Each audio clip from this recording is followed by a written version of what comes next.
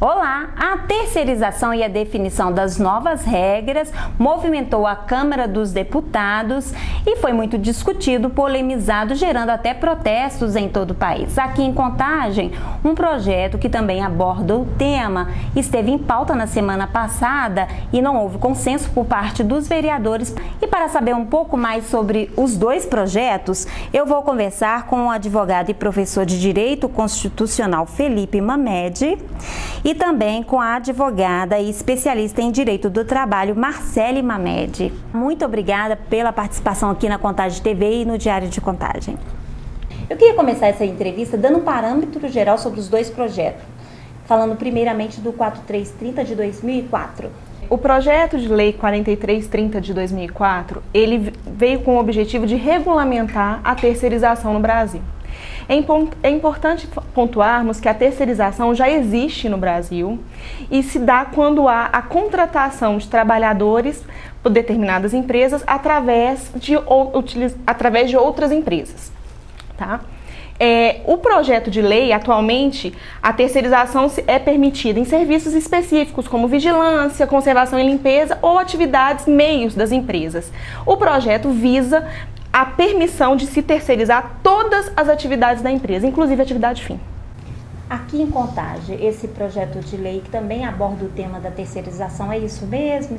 Como é que vai ser? Sim, o projeto de lei daqui de Contagem, o PL, de iniciativa do Executivo, ele não aborda diretamente o assunto da terceirização. Ele é propriamente uma regulamentação do município para a concessão de status de OCIP a entidades privadas. Esse status de OCIP é o que a gente conhece comumente como ONGs, ou terceiro setor, são organizações da sociedade civil de interesse público. E essas ONGs do terceiro setor, elas então, estando regulamentadas nesse projeto de lei de Contagem, elas poderão passar, estando reconhecidas com esse caráter de OCIP, poderão passar a assinar um termo de parceria com o município para, através daí, fornecer serviços em áreas específicas, como a área da saúde, como a área da educação, como gestão de patrimônio histórico e cultural, essas atividades de interesse público. Aqui em Contagem a gente tem uma maternidade que está para ser inaugurada e o limite para contratação da prefeitura, ele já parece que já foi atingido. Esse caso, aprovando esse projeto, eles podem contratar através dessa OCIP? Bem, vamos lá, por partes. Primeiramente, é algo comum, já aconteceu em outros municípios no Brasil, o caso já foi até analisado, um caso semelhante do município do Rio de Janeiro, pelo Supremo Tribunal Federal, mas o entendimento atual dos tribunais de contas e do próprio Supremo é que para o serviço de saúde, quanto à atividade sim, ou seja, para a prestação direta do serviço público de saúde, essa atividade ela não pode ser delegada ou passada integralmente, a gestão desse serviço de saúde não pode ser passada integralmente a essa OCIP, a essa ONG, a essa entidade do terceiro setor, porque como se trata de atividade fim própria do município, é vedado essa terceirização que é considerada pelos tribunais, então, como uma terceirização ilícita de mão de obras, porque, dentre outros motivos, ela fere a regra prevista no Decreto-Lei 200, mas não só isso, ela também permite a contratação de mão de obra sem o concurso público, sem a realização de concurso público, que é, obviamente, obrigatória pela Constituição Federal. Como que vai ficar isso sendo aprovado o projeto lá em Brasília? Bom, com a aprovação do PL 4330, as empresas hoje, tanto na iniciativa privada quanto na administração indireta, as empresas públicas e sociedade e economia mista, poderão terceirizar a sua atividade fim. Dando um exemplo, vamos pegar uma indústria metalúrgica. Hoje ela pode terceirizar serviços de limpeza, serviços de informática. Com a aprovação, ela vai poder terceirizar o seu sistema todo de produção. A sua linha de produção pode ser toda terceirizada.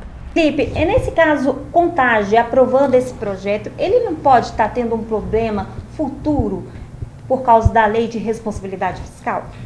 Veja, o projeto em si não acarreta em nenhum problema quanto à lei de responsabilidade fiscal, porque o projeto é genérico, é apenas para concessão da qualificação de entidade privada.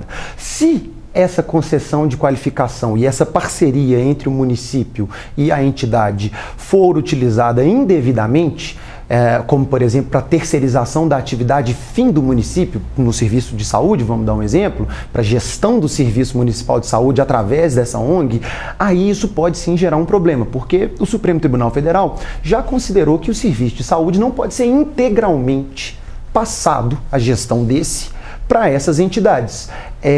Isso foi até um caso que foi julgado, teve recentemente, 2012, se não me engano, foi concluído, lá do Rio de Janeiro, em que o município do Rio de Janeiro utilizou-se de um termo de parceria entre o município e uma ONG, cedendo, vamos dizer dessa forma, a gestão integral de certos serviços de saúde do município para essa ONG. Então a ONG contratava médicos, geria hospitais, coisas nesse sentido. Isso foi considerado pelo Supremo como uma terceirização indevida ou ilícita da atividade fim que seria do município de prestar serviço de saúde.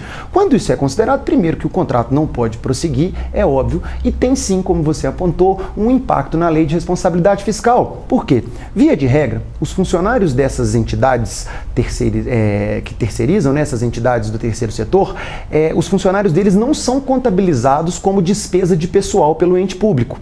Mas, se ficar reconhecido que foi feita uma terceirização ilícita através de uma entidade do terceiro setor, aí o entendimento dos tribunais de conta é que passa a se contabilizar esse funcionário da entidade privada, passa a ser contabilizado como despesa de pessoal. Então, na verdade, o que acontece é que, se houver contabilizando esse pessoal do terceiro setor, da entidade em parceria com o município, se ultrapassar o limite máximo da lei de responsabilidade fiscal, isso vai acarretar nas sanções previstas e adequadas em função desse descumprimento. A gente pode ter problema mais para frente aqui em Contagem, né? Sim, se for utilizado inadvertidamente o instrumento das OCIPs e da parceria do ente público às OCIPs, isso pode gerar, sim, problemas futuros. Para esse trabalhador terceirizado que está em casa preocupado, nossa, como é que vai ser? O que você pode estar dizendo a respeito disso? Com a aprovação do PL 4330, uma situação que se tem hoje, já com a terceirização dos modos como nós temos hoje, o DIEESE divulgou em 2014 uma pesquisa em que ele constatou que, em média, o trabalhador terceirizado, que hoje nós temos no Brasil entre 12 milhões e 15 milhões, eles trabalham, em média, 3 horas a mais por semana do que o trabalhador contratado diretamente pela tomadora de serviços. Em média, os salários são 27% menor para os empregados terceirizados. E os acidentes de trabalho superam em 30% os acidentes de trabalho ocorridos com os empregados diretos da tomadora de serviço.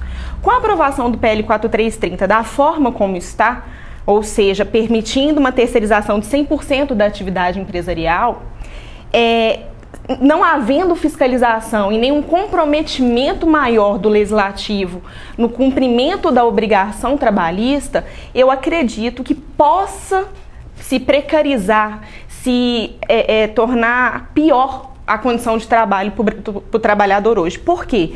Se com o contexto de 30% do trabalhador brasileiro terceirizado, eu já tenho altos índices de acidente de trabalho, eu já tenho salários mais baixos, terceirizando 100% da atividade, a tendência, acredito eu, é que possa se aumentar essa quantidade de acidente de trabalho e achatar mais os salários. É uma possibilidade, a gente não pode nunca afirmar com certeza. Vamos falar então um pouco sobre precarização. Estudos apontam a existência em 2013 de 12,7 milhões de terceirizados no país, isso correspondendo a 26,8% do mercado formal de trabalho. Esse número pode ser considerado, Marcele, de trabalhadores que estão na informalidade. Eu queria que você falasse um pouquinho sobre isso. A precarização, conceituando, trazendo uma abordagem mais fácil de ser entendida, ela seria uma piora da condição de trabalho. Infelizmente, hoje no Brasil, nós não temos os dados certos de quantos trabalhadores nós temos na informalidade, ou seja, sem a devida anotação da carteira de trabalho. E muitos desses empregados podem estar nos setores que terceirizam mão de obra hoje. Então, o que acontece? Com a aprovação, esses trabalhadores também seriam afetados, porque eu poderia, inclusive, aumentar a informalidade. E aumentando essa informalidade, os salários continuam baixos, são empregados que não estão protegidos por qualquer norma previdenciária, se sofrem acidente de trabalho, não conseguem um afastamento pela Previdência Social, são empregados que não têm a proteção sindical adequada porque não tem o recolhimento de contribuição sindical. E Marcele, sobre a questão de salário e benefícios, com esse projeto aprovado, como que vai ficar essa questão? O que acontece? A grande preocupação com a aprovação do PL 4330 é o enquadramento sindical. Hoje, dando um exemplo para clarear, hoje eu tenho os funcionários de um banco, são considerados bancários. Então, o caixa, o gerente são bancários. Então, eles estão no sindicato dos bancários. Com a terceirização ilimitada e refreável, esses funcionários podem vir de empresas que prestam serviços aos bancos. Então, eles não seriam enquadrados mais como bancários. Eles estariam enquadrados em outro sindicato. Então, teria diferença de piso, diferença de benefício. E eu estaria mitigando a força sindical, porque eu estaria tirando empregados que estavam antes qualificados, filiados ao sindicato dos bancários e realocando em outro sindicato que talvez não tenha a força, o impacto que o sindicato dos bancários tem para pedir piso e benefícios. Então poderia haver sim uma perda de benefícios e um achatamento de salários. Aqui em Contagem também, Felipe? Vamos imaginar a contratação do serviço médico, ele se enquadra no sindicato dos médicos, se contratado por uma entidade do terceiro setor, por uma OCIP. Se contratado pelo município, ele é um profissional médico, mas ele passa a atender às previsões do cargo de planos e salários do município de Contagem para aquela área específica. Inclusive, esse é um dos critérios utilizados pelos tribunais na hora de conhecer se uma terceirização no meio público é devida ou não, é que se existe cargo de planos e salários específico para aquela profissão do município, ele não pode ser sublocado para a contratação nessas entidades de terceiro setor. Isso é um dos critérios para se averiguar a terceirização ilícita, como é o caso da saúde. Tem algum impacto na questão da fiscalização?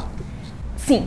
O que acontece? Atualmente, a fiscalização pelo Ministério do Trabalho e Emprego, ela já é um pouco mais difícil por número insuficiente de auditores fiscais. Então, eu já tenho uma certa dificuldade de averiguar se as empresas hoje cumprem integralmente ou não a legislação trabalhista. Com a terceirização ilimitada, 100%, eu vou criar novas empresas para prestar serviço. Aumentando a quantidade de empresas, automaticamente a fiscalização se dificulta mais. Eu já não tenho, para hoje, número suficiente de auditor. Aumentando a quantidade de empregador, aí que eu vou ter menos ainda. Como que vai ficar essa questão? Isso tem até uma situação também que é muito interessante e que já está sendo pensada também por muitos juristas, que é a seguinte: quando você permite a terceirização da atividade fim ou expande a possibilidade de terceirização, a tendência é que empresas outrora grandes empresas de grande porte, elas passem então a terceirizar mais as suas atividades, reduzir então o seu corpo, enxugar, que é o propósito, enxugar um pouco diretamente a sua estrutura, e isso acaba sendo passado para outras empresas via terceirização. Essas outras empresas podem se enquadrar. Uma empresa grande pede para várias pequenas e médias empresas prestarem serviço terceirizado. Essas várias pequenas e médias empresas, além de dificultar o serviço da fiscalização, já que são várias no lugar de uma só, reduz também a arrecadação tributária do Estado, porque essas micro e pequenas empresas costumam ter um custo diferenciado tributário, né? Tem um pagamento de tributos diferenciados, menores, e isso então teria impacto sobre a arrecadação tributária do Estado, dando por consequência menos recursos e prejudicando até mesmo a contratação de mais auditores fiscais, como se faria necessário para uma fiscalização do maior número de empresas. Então há críticas, mas tendenciosamente os empresários têm maior interesse na possibilidade da terceirização e a maioria dos empregados tende a não achar benéfico, já que pode acarretar na precarização, etc. e tudo mais. De direito, os terceirizados eles vão ter os mesmos direitos que os contratados? O que acontece? O PL 4330 prevê em determinado dispositivo que deverão ser aplicadas as convenções coletivas e os acordos coletivos para os terceirizados que estão dentro do estabelecimento da tomadora. Mas a mera previsão não vai garantir totalmente que vai realmente ser efetivado essa questão do benefício, justamente pelaquela questão que eu te falei, que eu falei anteriormente. Hoje eu tenho um bancário, mas a partir do momento que ele é terceirizado, ele se enquadra em outro sindicato. Isso aí a gente pode lembrar também a quarteirização. A quarteirização. O PL 4330 prevê expressamente a possibilidade de quarteirização, ou seja, a terceirizada, ela subcontrata uma outra empresa de prestação de serviço para ajudá-la na execução do serviço que a tomadora contratou. Aconteceria aqui também Contagem? Nesse caso eu acredito que não. Na verdade, a quarteirização eu não vejo ela acontecendo, até porque é delegado a uma OCIP. E essa OCIP, como a lei trata da questão da OCIP, essa OCIP, que é uma entidade sem fins lucrativos, tem um contrato de parceria com o município. E essa parceria, então, ela é entre município e OCIP. Para incluir outras empresas, teria de haver uma previsão específica. Não pode ser feito, e nesse caso não está diretamente vinculado ao PL. Vamos supor, uma empresa que faliu. O trabalhador ele não está no primeiro escalão para pagamento. Nesse caso, como que fica para os terceirizados nessa questão? Você sabe me dizer? Quando há a decretação de falência da prestadora, o PL 4330, não só em questão de falência, mas em questão também, vamos imaginar a seguinte situação. A empresa quebrou, no vocabulário simples, a empresa quebrou e desapareceu, a prestadora. O PL já prevê a responsabilidade subsidiária da tomadora de serviço, caso ela tenha feito a efetiva fiscalização do cumprimento das obrigações previdenciárias e trabalhistas, e caso ela não tenha feito essa fiscalização, ela passa a ter responsabilidade solidária, ou seja, junto com a prestadora, ela tem a obrigação de efetuar o pagamento dessas verbas. Essa responsabilidade já é o que se aplica hoje, que a Justiça do Trabalho hoje basicamente já aplica, pela súmula 331 no Tribunal Superior do Trabalho. Vamos falar só um pouquinho rapidamente sobre o trabalho escravo, né, gente? E tem estudos aí apontando que cerca de 90% de trabalhadores resgatados nesse flagrante aí, eles eram terceirizados. É isso mesmo? O medo que se tem é que com a terceirização ampla, essa questão da escravidão aumente. Porque se hoje, com a restrição à terceirização, nós temos visto aí o crescimento estrondoso de trabalhadores bolivianos, chilenos, no centro de São Paulo, na região do Brás, recebendo 14 centavos por cada peça costurada, sem ter a mínima condição digna de trabalho, trabalhando 14, 16 horas por dia. O medo que se tem é que com a ampliação da terceirização, amplie-se também esse abuso por parte dessa mão de obra. Eu queria perguntar para vocês, o nosso trabalhador que está lá em casa preocupado, meu Deus, como que eu vou fazer? Esse projeto está tão sendo falado, não estou entendendo nada.